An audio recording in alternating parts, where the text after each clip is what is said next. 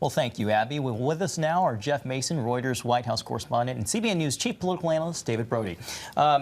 To both of you, and maybe starting with you, Jeff, the border crisis is a real concern that needs to be addressed. Yet, in many ways, it has served as a volley for what's been driving the conversation all this week, and that's the feud between the president and these 4 freshman congresswomen. You just heard White House Deputy Press Secretary Hogan Gidley. Your thoughts? Well, I was at the rally last night too. I was covering this the rally with as part of the press pool, and I would quibble with a couple of the things that Hogan said, just in terms of observations that he shared. I don't think it was hard to tell what they were chanting. It was very clear what they were chanting.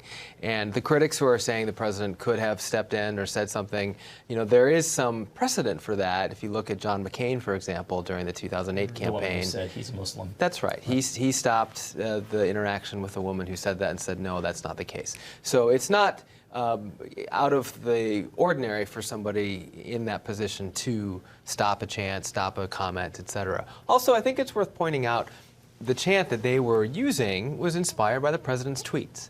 So it's the president of the United States who said in his original tweet about this last Sunday, you should go back. So that's the origin of what happened. There's a lot of uproar today. I see that the president is saying that he doesn't agree with it, but that didn't show last night. You know, looking in the body language of Donald Trump, a lot of times he does, as Hogan says, he'll stick out his chest and kind of soak it all in. There wasn't the stick out the chest last night. You could tell that he was like, right, something is happening here. I'm not quite sure how to handle it, or he doesn't want to handle it, however you want to say it. And you could tell that he had a problem on his hands last night because he was very stoic. But doesn't that go to the question of leadership? Well, sure. I mean, I think that's what critics will say, for sure. And what we saw today, I think, was a dial back, surprisingly, from this president. Basically, I mean, the Drudge headline now is Trump takes on MAGA, because when do we ever see Donald Trump kind of basically back down to a degree and basically say, hey, my base was wrong? I mean, I think that in itself is interesting and somewhat of a headline. Jeff, how well do you think the White House is handling this situation? Well, I can't say how I think they're handling it. I think it is a challenge for them, and I think I would agree with David. I think it's a real interesting move for the president to try and distance himself from his supporters and to say that he doesn't agree with that, and to telegraph what he would do if it were to happen in the future.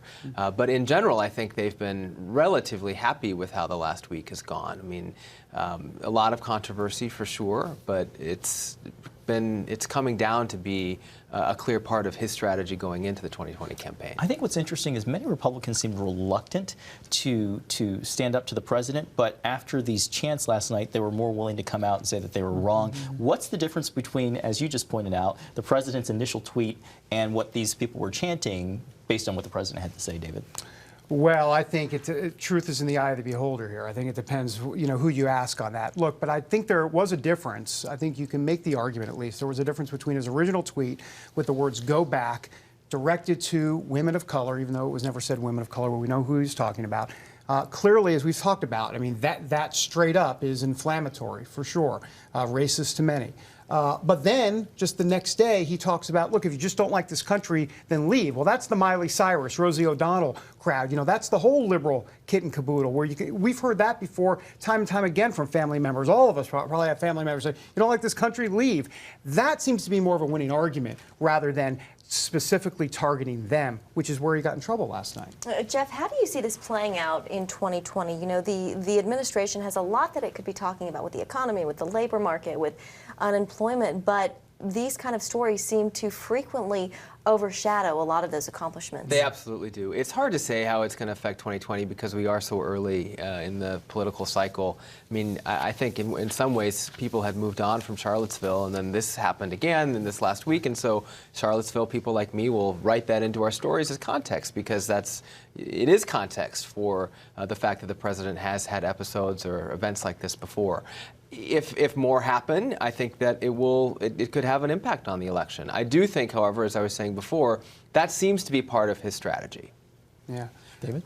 Well, I would just quickly say that, you know, it doesn't make sense to me to bring up Ilhan Omar. She's the one person that if you bring her up, and they say send her back. I mean, it was the worst possible case scenario. But you have so many other, if you're the White House, you have so many other white, far left, the Elizabeth Warrens, the Bernie Sanders. You know, if you broaden it and talk about, they've got a lot of material there. Right. I mean, why zone in on these folks well, I think some people would rhetorically say, well, we know the reason why, but some people will say, hey, just broaden it out and you can be politically much better that way. All right, David Brody, Jeff Mason, thank you so much. We have to leave it there. Thanks.